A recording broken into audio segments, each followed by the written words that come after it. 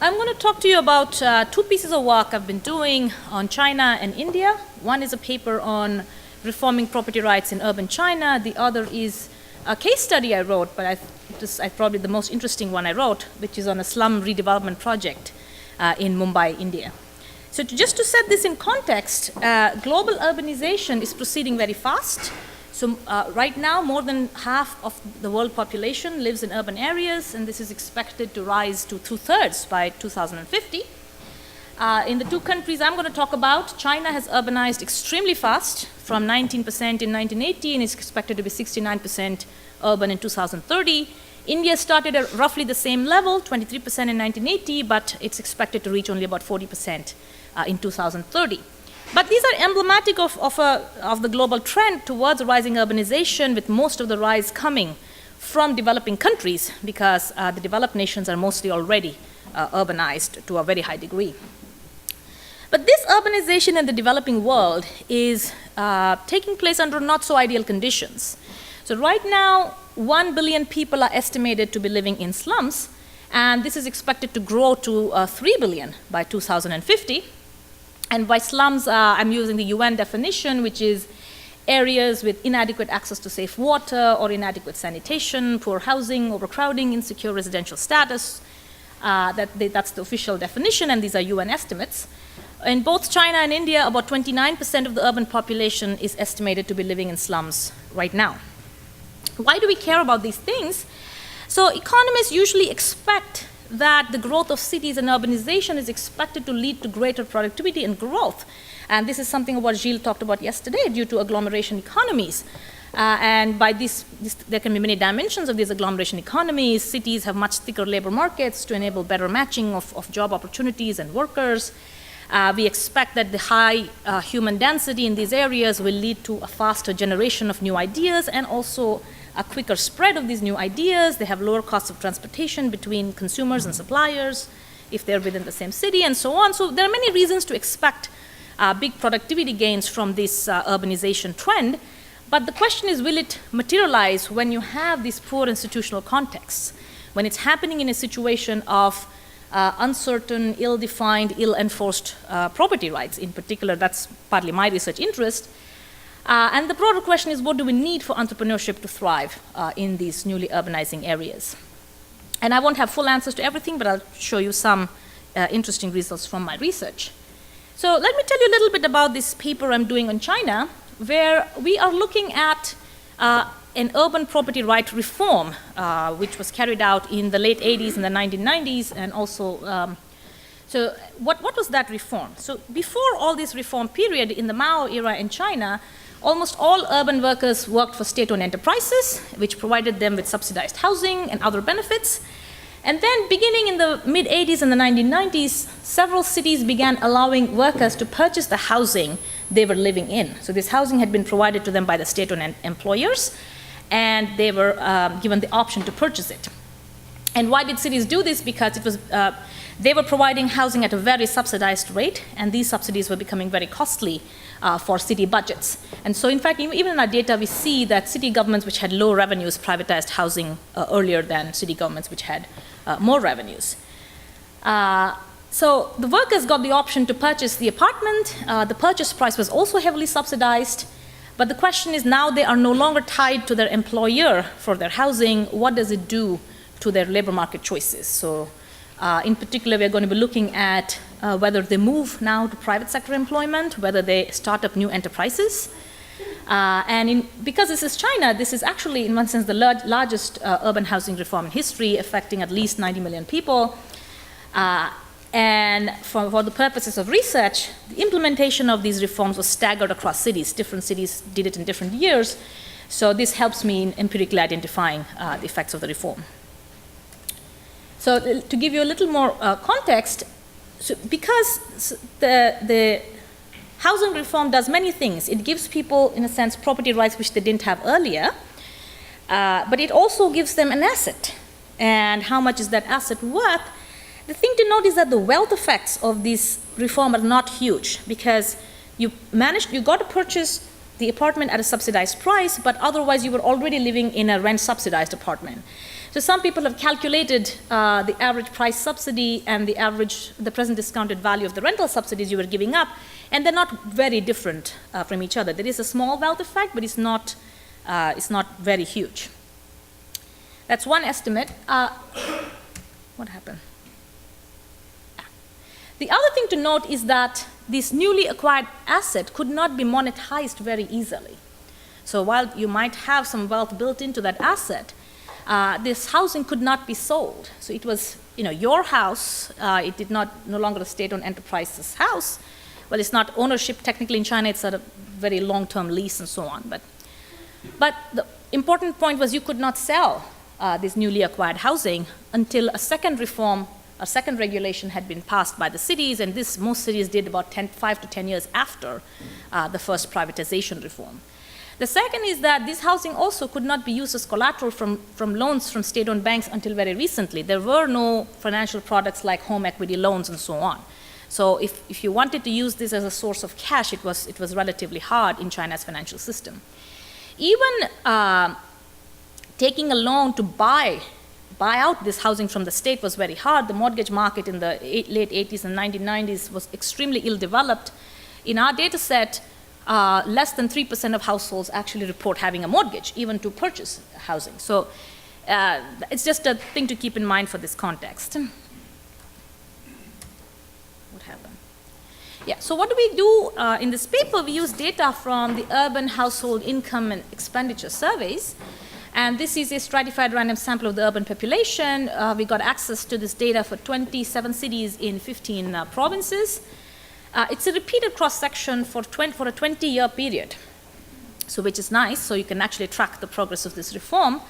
And this reform was very effective in transferring housing. So you can see that the share of households in private housing increased from 10% in 1986 to 80% in 2005. So by the end of our period, most people are living in homes that are not owned by the state, but by them.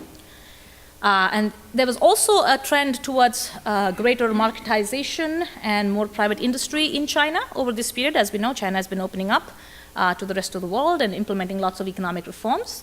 So in our data, the share of household heads in the private sector increased from 0 to 12%, out of which 5% own their own businesses. So new private businesses are also being set up. The question is, are these two linked? And the way we are trying to establish this link is we got the date for each city when households were first allowed to purchase this housing. And this we had to send a student to Beijing to sit in the National Library and read lots and lots of newspapers because there's no central database of this.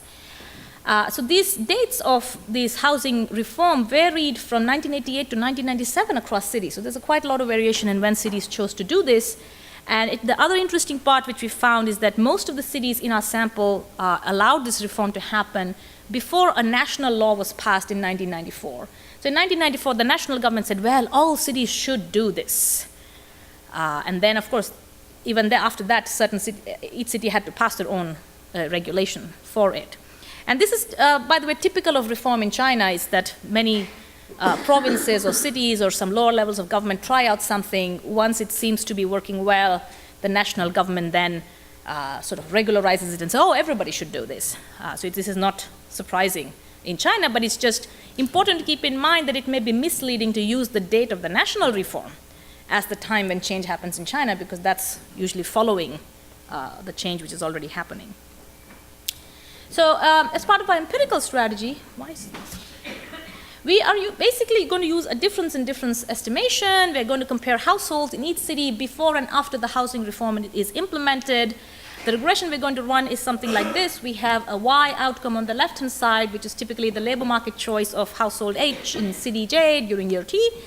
And on the right-hand side, we have a dummy variable, which is 1 if the housing reform has been passed by the city, and it's 0 if the city has not yet passed the housing reform.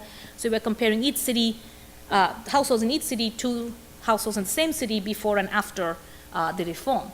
And of course, there can be many other things happening at the same time. We try to control for as many things as we can. We put in a bunch of X's, which are individual controls of the household characteristics. We put in a city fixed effect, GJ, which controls for all time invariant city characteristics. We put in a year fixed effect. which controls for all nationwide factors, including, for instance, the passage of the nationwide law. So we're just exploiting variation within the city. So the main outcomes are going to be housing status. Do you actually live in private housing? And the sector of employment.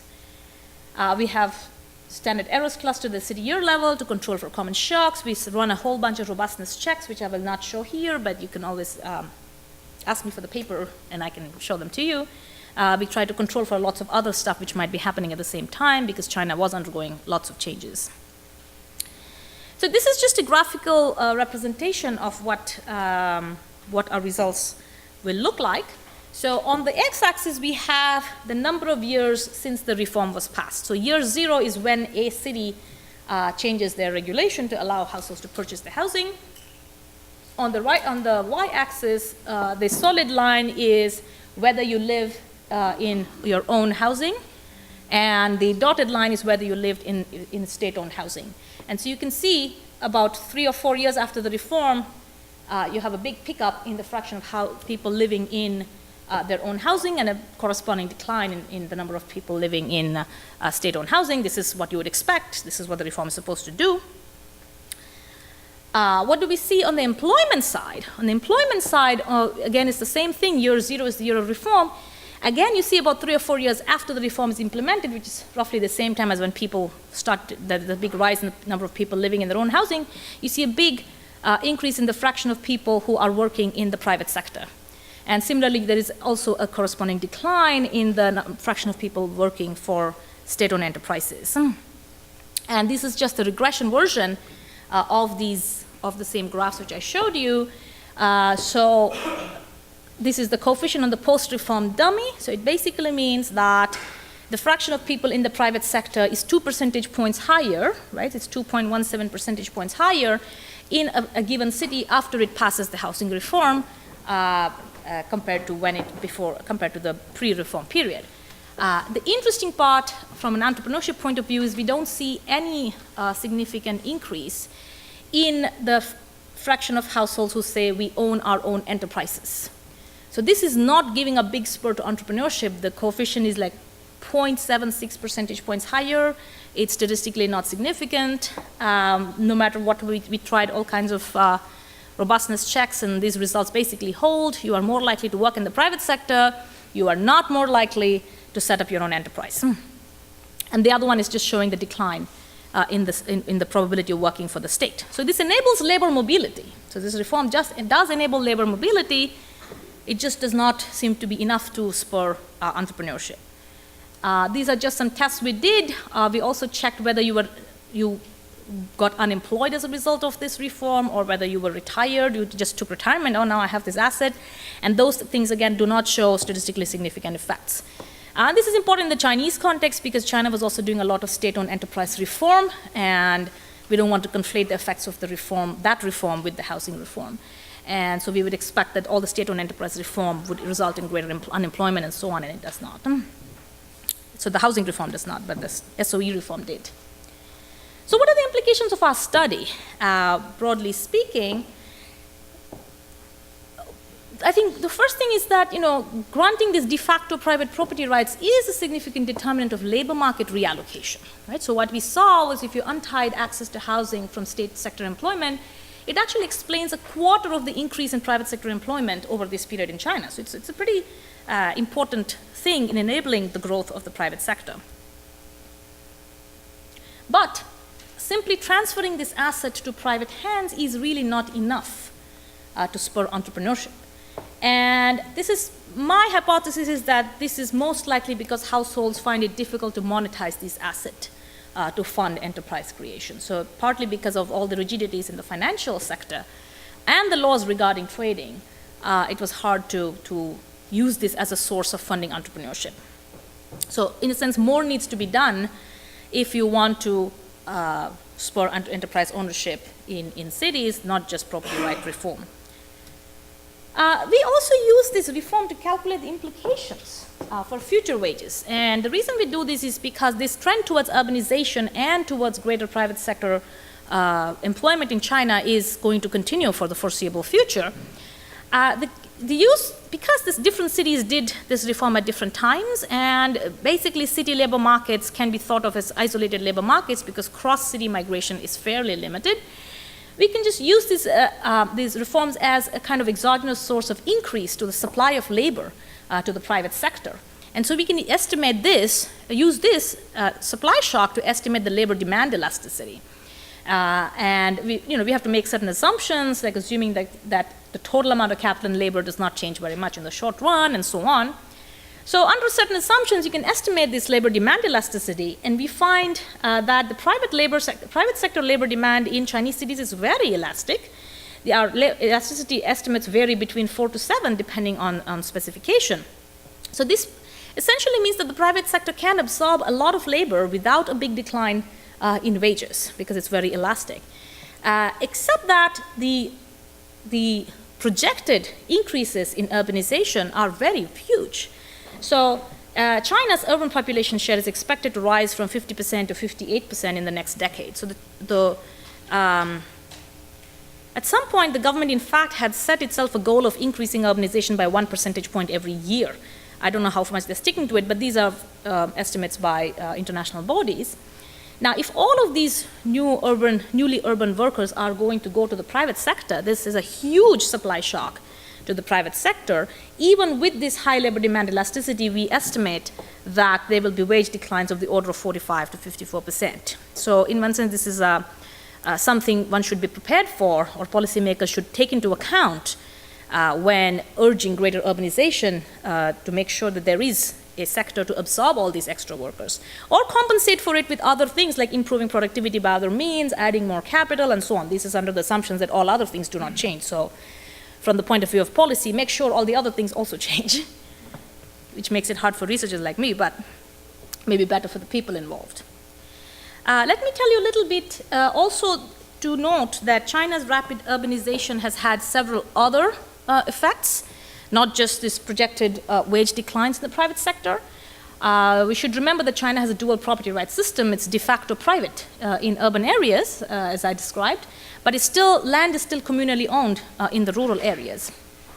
And what has happened now, with the rising urbanization, a lot of rural land is being converted to urban land.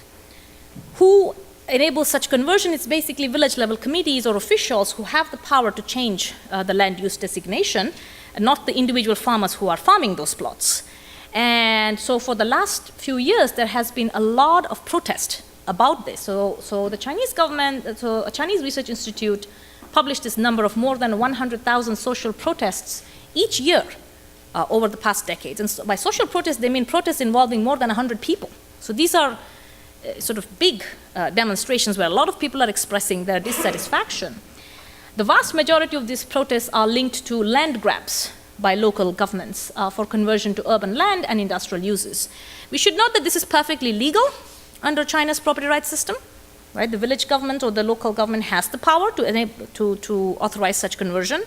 And so people don't have a legal recourse to protest if they feel this is not done fairly. And most of the protests are basically about compensation. So the people who are farming the land felt that they were not compensated adequately when this land was taken from them and converted to industrial uses. Since there is no recourse essentially through the legal system, they are out protesting on the streets. This is becoming a big issue in China, and the Chinese government is trying to change regulations about compensation. They've changed it once already to say you must have more compensation. The protests are not decreasing.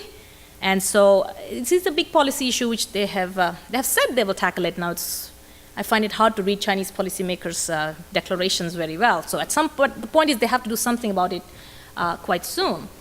The other two problems which this increasing urbanization causes, one is the social problem. The other is that local governments are actually increasingly dependent on land sales to fund local revenue. And there's a reason they're doing all this rapid conversion, paying very little to the farmers and getting a lot more money from urban developers. That's their main revenue source.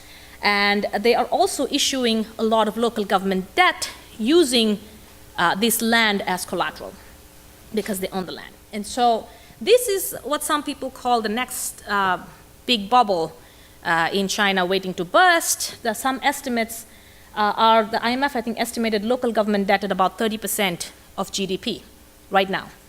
Last year, the Chinese government has already directed state-owned banks to roll over about a quarter of local government debt. So basically, they knew they're not going to be able to pay. We don't know yet what will happen if a widespread default occurs at this level. It hasn't happened yet. So it's another thing, another sort of worry to add to the plate. So just to show that rapid urbanization doesn't come without costs. And the third is, of course, the collision between the Chinese government's own stated goals of increasing urbanization. As I said, at one point, they even put a target of 1% each year, and their goal of preserving enough farmland to ensure food security. So if you go to the Ministry of Land in China, the first thing they say, our first and primary goal is food security. And then we ask them, so what about all this rapid urbanization? You have barely any land left. No, we have targets for farmland, and we have not reached them yet. You have to just trust Chinese statistics for it, but if you look at the overall farmland they are required to have and the overall farmland they are stated to be having, the difference is less than 1%. That's the government estimate, that we still have 1% room. Some other estimates say that the amount of farmland has already gone below this so-called red line. So either they have to give up that goal of having food security and allow greater food imports, or do something about how urbanization is being carried out. We have to wait and see how these conflicting goals are resolved. So let me turn to the other problem where urbanization is happening through accompanied by a large rise in slum populations, which have very poorly defined property rights. And this is a problem in many, many cities in the developing world. And the big problem is, how can we provide secure property rights and better infrastructure to these large squatter populations? And many, many cities are trying to deal with this problem, what to do with all these squatters who are living on land which they have no legal title to, which they for sure do not own, and they're living also in extremely poor conditions.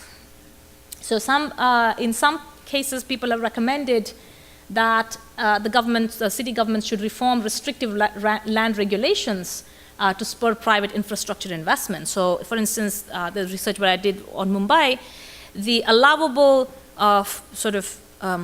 construction ratio, it's like the floor space index or something, is extremely low. So you cannot build up beyond a certain level in Mumbai, and that, given that Mumbai has one of the most expensive real estate in the world, their floor space index is, I think, less than half of what Manhattan has.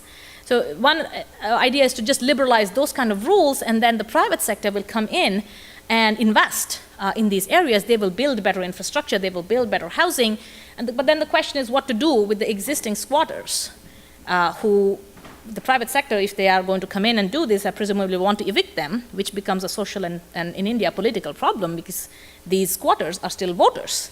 So, summarily evicting them is extremely unpopular among politicians because it causes lots of resentment and they worry about next elections and so on. The other way which some cities in India and some cities around the world have followed is to, they're already living there, let's just legalize the existing living arrangements, let's give them title to the land they're already squatting on, and at least they'll have secure title, and they can then improve their houses and so on. And the question is, will these extremely poor residents have the means to upgrade their living arrangements? And the living arrangements are absolutely abysmal. So I think in the slum where I did the research, there's like one toilet for 50 people, and there's one water connection, one water tap for 100 people, or something absolutely abysmal. This is not a nice place to live if you want amenities of even very basic amenities. So the question is, you can legalize their existing living arrangements. Will they have the capital and the means to improve their living arrangements? What happens? So the governments, ideally, you would say the government should step in and provide all this infrastructure to these people and provide water connections and so on. What happens is the governments often don't have the resources to undertake such large projects. And I'll give you some numbers from Mumbai, which the government has nowhere close to that kind of money. So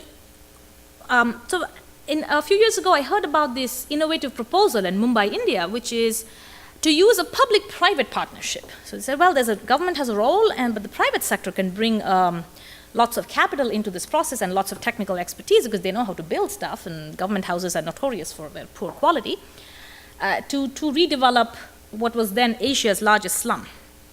So let me tell you about this slum, This is a slum called Dharavi in Mumbai. So if any of you have seen the movie Slumdog Millionaire, Dharavi was where it was filmed.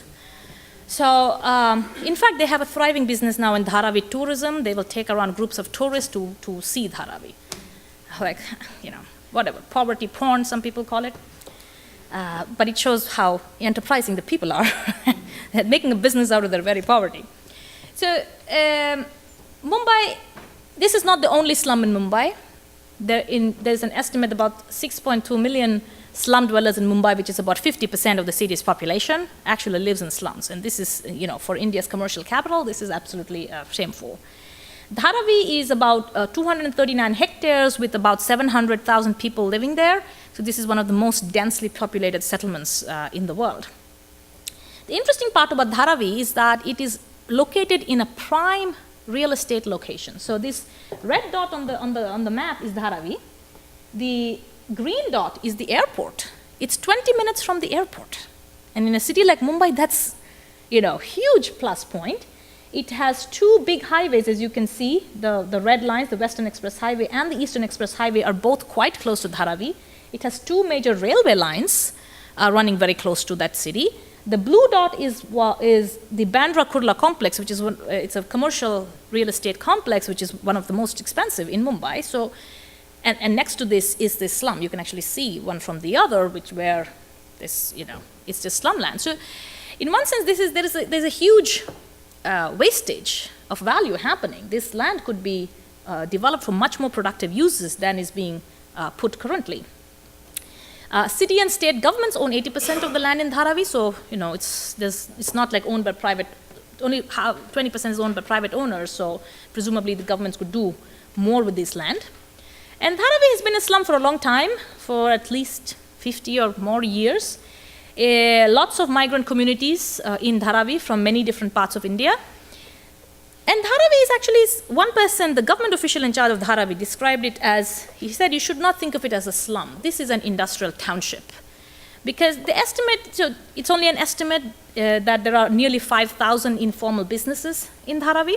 And by definition, they cannot be formal because none of the people living in Dharavi have any legal title to the land they're operating on, so they cannot be formal. Some people have estimated that about these businesses produce about $600 million worth of output annually. There are lots of little industries in Dharavi. It's also large enough that it's 80% of Dharavi's residents earn their living within Dharavi, so it's not that they go out. So it's a relatively self-contained slum. So it's a residential and industrial, in the sense, a mixed land use kind of slum. And you can see, so this is a recycling center in Dharavi. Dharavi is the biggest recycling center of the entire city of Mumbai. So that's a big business there. You have lots of textiles. So there's a guy doing embroidery. You have, on the bottom right, you have a leather tanner. So any leather goods you want to buy a handbag in Mumbai, people will tell you, go to Dharavi. So it's, there's a thriving leather business. It happens to be illegal because you're not supposed to do leather tanning, which is a polluting industry, within the boundaries of the city. You are supposed to do it outside. Processing after tanning you can do, but they do all of it here. They're informal businesses. They are not registered. Similarly, there's a big potter's colony who are producing all kinds of pots, clay pots and so on. Again, you're not supposed to have brick kilns within the city, but they exist. So what was this proposal to regularize Dharavi? The idea was that international investors were invited, actually, to submit bids in 2008. This generated a lot of interest. There were 19 real estate consortia who were shortlisted. And these were people with global partners for finance and technical expertise. They usually had an Indian real estate firm as well. And the terms of the deal were that it was a public-private partnership. The government would set the terms and conditions about what they should do. And in return, and the government, remember, owns 80% of the land. So they would make the land available, and in return, they would get a % of the profits from the deal. The private developers were required to build an integrated township. So they said, we're not going to evict people from the slum, because that is politically impossible for Dharavi. People said that. So they said, okay, we are going to let the people be there. We will provide them a free housing. The developer is going to build 300 square foot apartments for these people with legal title in that place. And then the idea is that since all the buildings in Dharavi are now 1 or at most 2 stories high, they can build high-rise buildings, provide housing for the existing residents, and still have space left over to sell. And the idea was they would sell it for commercial or residential purposes in a specific ratio. So if they built 100 square foot of free housing, they could sell 133 square foot in the private market. And given the real estate prices in Mumbai, even after providing this free housing and paying a share to the government, this deal was expected to make profits. So the real estate prices were that favorable. And so the developer was also required to provide amenities like schools, roads, etc. The project cost was estimated nearly $3 billion. So the government of Mumbai had no way to get that kind of money, which is why they said we have to have the private sector involved. So on the face of it, this sounded like a very win-win-win solution. The people of Dharavi get legal housing. None of them had title right now. And they get it free. And these 300 square foot apartments were expected to be valued at around $40,000 each, which is a lot of money for a poor person in India, or even for a middle-class person in India. $40,000 is a lot of money. So they'll get this free legal housing. The government gets a premium from this percent of the profits from the developers, when actually right now they're getting no revenues from Dharavi because it's all occupied by squatters, so they don't get any taxes or anything from there, so it's better than getting zero. The developers get to make a profit even after providing all this, so it sounded great. And as I said, there was a lot of interest from international investors. Unfortunately, there was tons and tons and tons of opposition from lots of people in Dharavi. So a lot of NGOs who worked in Dharavi were very annoyed with this deal. They said, oh, this is a sellout. You're selling out to private developers. They said the government has not planned the infrastructure. They have not done an environmental assessment because a lot of Dharavi is on marshy land. They said, you're assuming that they can erect high-rises here. We don't know. Nobody has ever tried, and you have not done any assessment. The 20% of the land which is owned by private parties, nobody has specified how that land is going to be acquired from those private parties. They hated the NGOs. It was funny. They hated the consultant who actually came up with this plan, who had spent many years living in Dharavi and talking to lots of people before coming up with it, but they hated him. It was almost a personal enmity, which was very weird. But there were other people who objected. All these informal businesses in Dharavi, they worried that they would lose the space for their activities. So the recycling guys basically said, look, if you're going to have high-rises, you're supposed to make it like real commercial real estate, and people are, expensive apartments, they're not going to want a recycling dump next to them. What are we going to do with our business? You can give us a free housing, but if our livelihood is gone, so what do you do about that? So they started tweaking the plan to make, separate out little pieces to have the business enterprises there and so on. So, but it was a big sore point of debate. Of course, these businesses which are illegal completely opposed it. They were, at least the other guys were willing to at least talk to the government. These guys were like, we are not cooperating. We are not letting you come into our house to even do the survey, a baseline survey of who lives where in Dharavi. It was insane. So, because they knew that they are illegal, if at all this project got underway, they'd have to move outside the city. So they were completely adamantly opposed to it. There were some households who actually occupied more than 300 square feet.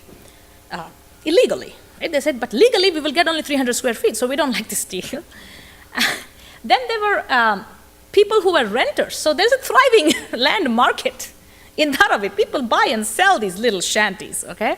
And they have a first floor, a mezzanine, which they rent out. Remember, this is all like 10 meters by 10 meters. It's like tiny places. But they rent it out, and because these people are officially renters, they would not be eligible for this free house, because they rent from somebody who's actually living there. So those guys were very upset.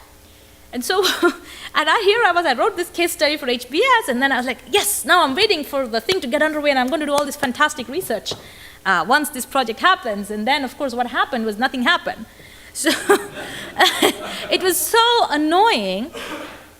So the bids were due in July 2009, just a few hours before all these international consortia are going to submit very detailed financial bids and technical bids. They suddenly make an announcement, oh, the project has been postponed until further notice. I mean, this was with no explanation, pretty much. We will clarify things. We need to clarify some regulations. Like, shouldn't you have clarified this before you asked people to bid? I still don't know exactly what happened. There are lots of rumors and conspiracy theories and what have you, and I don't know why this was postponed at the very last minute. And of course, the downside of that is the private sector is completely lost all trust in the Mumbai government. So I went back and talked to some of them later, a couple of years later. They said, look, even if they reopen this process, we are not going there. We are not even going to bother bidding for this because they really treated us so badly last time. They made us do lots of technical proposals and this and that, and a few hours before, we just postponed the thing. So the point is, I think, even if the Mumbai government now wants to go back to this public-private partnership idea, it's going to be very hard. So not only the slum redevelopment didn't happen, but the whole idea of public-private partnerships has now become extremely controversial in Mumbai. And so the downside, the bigger downside, is that there has been no scheme for Dharavi's redevelopment after that. Neither by the government, nor by the private sector, nor by a public-private partnership. Nothing is happening, and so people are still living in this extremely overcrowded situation with extremely poor amenities. And every time it rains in Mumbai, you can imagine the floods. So in one sense, it's a human cost of not getting this project off the ground due to these various disagreement between stakeholders. I mean, I see it mostly as a negotiation breakdown. I feel there could have been a successful project come out of this, and it just didn't happen. And so the other problem is it has affected other slum redevelopment projects in India also have been slowed down, not just by this, but nobody's going to start up any new thing. So Dharavi, if it had succeeded, it had the potential to change the whole way slums are addressed. And there are financing problems, political uncertainty, etc. So all these, so I think the biggest drawback was this political uncertainty, which people had thought would be going forward. So it was interesting that the same government, same party got re-elected in Mumbai in 2009, and they still didn't continue the project, and it was a little bit sad. So let me just finally talk about the thing which we started with. So does urbanization enable more entrepreneurship? In most countries you see that that is true. What I asked in a different paper was, does it enable more inclusive entrepreneurship? And I looked at it in India in a specific context where we looked at the enterprise ownership by lower castes, which are called scheduled castes, and tribes, which are called scheduled tribes in India. These are very marginalized communities. They have historically been subjected to a lot of discrimination. And if you look at all the nationwide statistics, they are poorer than other communities. They are less educated, et cetera, et cetera. And the question is, first, does urbanization help them to start enterprises? The idea is that in addition to all the agglomeration economies and so on we talked about, these kind of discriminatory factors might be lower in urban areas because there is more mixing of population. Nobody knows exactly who you are and how you are. If you're living in a rural area, people know exactly what caste you are, and you're kind of stigmatized for that from birth. And so does it enable more inclusive entrepreneurship? And so there is some ray of hope here. So this is, let me explain this graph a little bit. So this is showing enterprise ownership per capita, right? I just normalized it per 1,000 population. So I looked at non-scheduled castes and scheduled tribes, which are kind of the more advantaged communities, the scheduled castes and the scheduled tribes. The blue bars are the rural, the yellow bars are the urban. So the first thing you can see is that for each community, the enterprise ownership per capita is higher in urban areas, right? The yellow bars are always higher than the blue bars, which is what you would expect, of course. I mean, this is what the whole agglomeration economy is all about. It is easier to do enterprise, to create your own enterprises in urban areas. But then I looked at this urban-rural ratio for each community. How much better is it for a community in an urban versus rural area? And that, you see, is higher for the scheduled castes and highest for the scheduled tribes, which are the most marginalized communities. So there is an urbanization advantage for these marginalized communities in setting up enterprises, which is very heartening that not only does urbanization enable entrepreneurship, but particularly for communities which were really disadvantaged. It's not all perfect, because I looked at also average firm size, and there you don't see this nice rising red line. As before, you see that average firm sizes are higher in urban areas, the yellow bars, than the rural areas, which makes sense with all the things we talked about. But the advantage is not as pronounced among the marginalized communities as it was for just starting up an enterprise. In particular, for the scheduled castes, average firm sizes are actually, the ratio between urban and rural is lower than for other communities. So, they find it easier to set up enterprises, not as much of an advantage in expanding that enterprise. So but at least it's a start. So it's a glass half full kind of story. So let me finally conclude. So urbanization has the potential to encourage more entrepreneurship, even in very poor institutional environments, because we saw this urban advantage in the data, and particularly among socially marginalized groups. On property rights, they are an important force for labor reallocation, but entrepreneurship needs more than secure property rights. That's what I would conclude. And if you look at the case of Dharavi, informal entrepreneurship can flourish even without legally secure property rights. The paradoxical part of the Dharavi case for me was that the large presence of such informal businesses can even be a barrier to the process of legalizing property rights. So it was paradoxical. I would have thought that these would be the guys who would want it, and these were the guys who opposed it a lot. And so I think the policy conclusion from this is basically that the policies towards informal property rights should be formulated in conjunction with policies towards informal business. This is not something you can leave out of policy formulation when you're dealing with issues like slum redevelopment. So I'll end there and take questions. Thank you.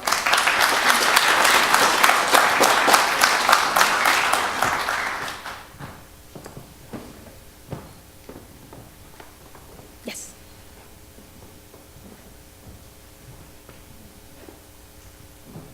Thank you. This was. I think this is for the videotape purpose only. Okay. Yes.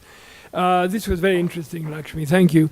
I wonder about the following matter. I mean, India is a federal country. Okay, and the question is, to the extent that different states can actually compete, for good things.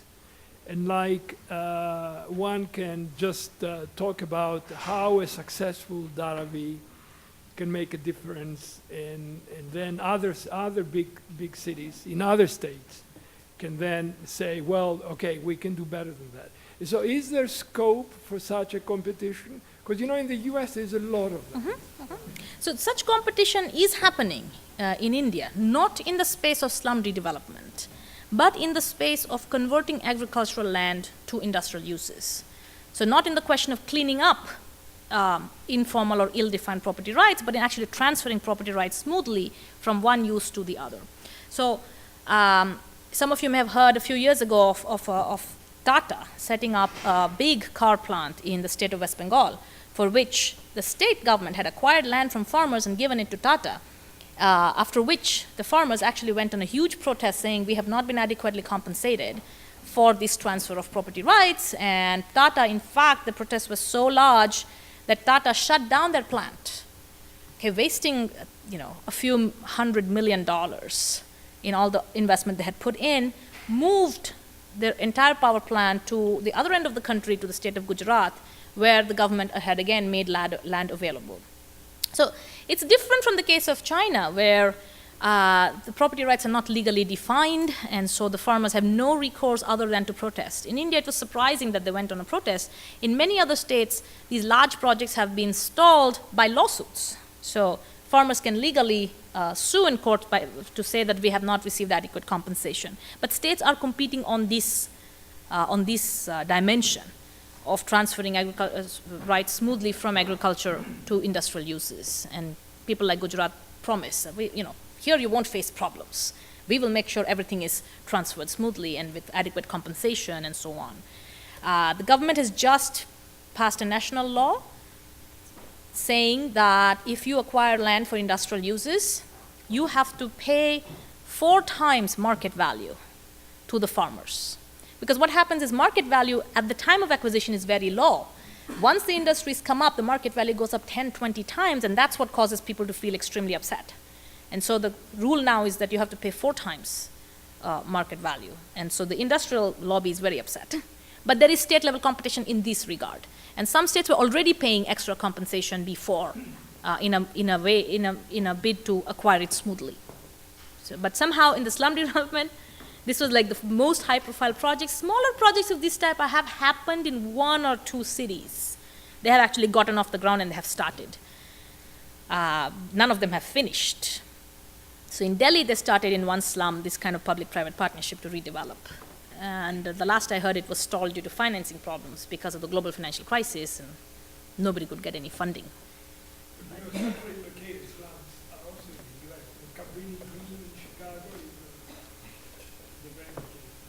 Yeah, no, people have mentioned it to me.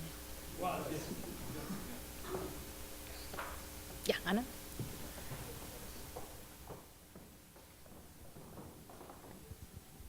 Thanks. So, Lakshmi, in some sense, the sort of the collapse of the plan is not a shock to someone who's been sort of following Indian political economy. So, from the resistance from the NGOs is sort of pretty much a given, and so would a lot of the other. So, I wonder whether something more modest could have been thought of, where, for instance, individual titles could be given on a sort of voluntary application basis, right? So that would mean, so that if you have your illegal tannery or whatever, well, then you just sit on your hands. But on the other hand, if you're just living there and your earning is from a legal, you can get a title, and there's various studies showing other kinds of benefits. And so you would think that something like that, which relies on sort of individual initiative, and rather than the fear of might work better than something that involves a big corporation and involves all kinds of worries about trust and credibility. Yeah, it's in fact, that is exactly when I was talking to somebody at the World Bank. They said, why don't you just legalize the existing arrangements, right? Somehow Mumbai is not willing to consider that. It has never been on the table. Even the NGOs are not proposing that the existing squatters get legal rights. They're just saying, leave us alone, don't do anything. Because I asked one of the NGOs, so what's your counter proposal? If this is not this proposal you hate, what is the way to redevelop Dharavi? They said, just leave us alone. Let the people do it at their own pace. And they didn't even suggest legalizing. So Delhi has actually done this. So there are a lot of slum colonies in Delhi which are now legal colonies, and people were given sort of legal title to their place. But somehow, I don't know why in Mumbai, it has never been on the table. So it's not that other people are not thinking of this option.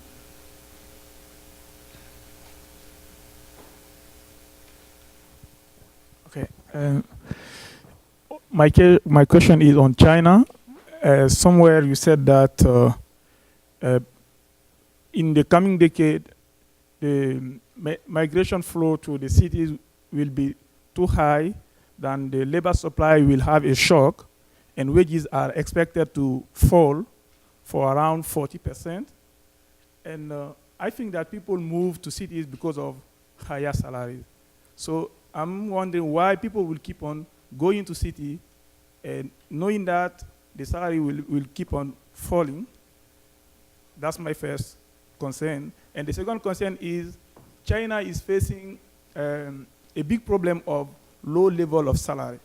So if the salaries are again expected to fall in cities, is that saying that they will rise in villages, or in the country salary will keep on falling? If they keep on falling, we know that China cannot sustain its growing with export only. China has to boost his domestic demand. How can China deal with it? And so on? Yeah, so even if wages in the urban sector fall, they may still be higher than rural wages. Right, so I don't know what the rural-urban wage differential is, but if the wage differential is 70%, then even if urban wages fall 40%, it's still worthwhile to move for the individual. What we're saying is, compared to the kind of level you can sustain now, if nothing else changes, right? So all of this is if nothing else changes, if alongside this big migration, there are also other innovations in urban areas, if more, if better infrastructure is deployed, if other productivity improvements are made, wages need not fall. But it just says if you don't do anything, this is what will happen. But migration may still be profitable from the individual point of view. It's just the existing population may have to worry that they cannot have such high wages going forward. And regarding exports, I mean, China is already talking about, for the last 5 years at least, they have been talking about unbalanced growth, about how they are over-reliant on exports and how that makes them sort of at the mercy of global markets, and we need to rebalance and we need to move towards more domestic consumption-based growth. I don't know how much of it is happening. There's a lot of talk about it.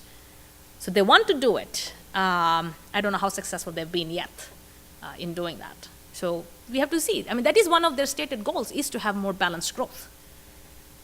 So it's not that they're not aware of it. They want to do it. So, yeah.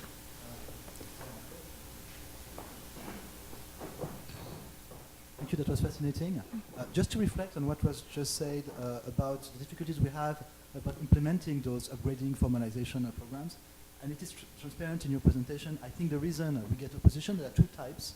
One is those who benefit from informality. And it can be like the informal service providers who have a monopoly on the service and make a lot of money servicing the slums. And the other type is those who are afraid they may lose in the process. And they're afraid for very objective reasons. There are issues of targeting who will benefit from the property rights. The property rights that you give may be very secure, but they can be unaffordable. They can marginalize some people. The process of provision also may exclude other people. So I think this is very important to keep in mind. Maybe the conclusion that entrepreneurship needs more than secure property rights, maybe how to deliver secure property rights through an adequate program. And maybe the type of property rights that are being delivered are just maybe too formal, not unaffordable, so they are a lot of thinking about incremental 10-year formalization.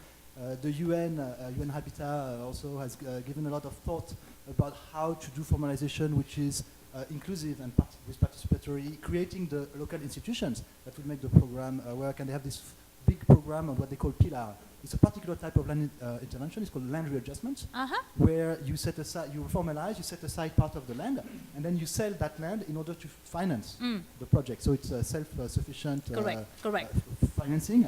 And they have this pillar program, which is participatory and inclusive land readjustment that they try to propose, and there are a lot of case studies that they show how to implement that in different places. Having the communities involved. I mean, that's one of the in fact, in instance, the Dharavi PPP was something along this line, that you have enough access that you sell and you can finance all of these things. And I think the problem where it failed was not participatory enough and not inclusive enough. So in a sense, there was enough surplus to be gained from this deal, and all the debate was who's going to get that surplus. And the NGOs were very upset that big industrial firms and construction firms were going to get some of that surplus. They just, whatever, they don't like it. And as you said, the other parts of people feared losing out on their part of it, and it was not clear how it was going to be distributed. I completely agree.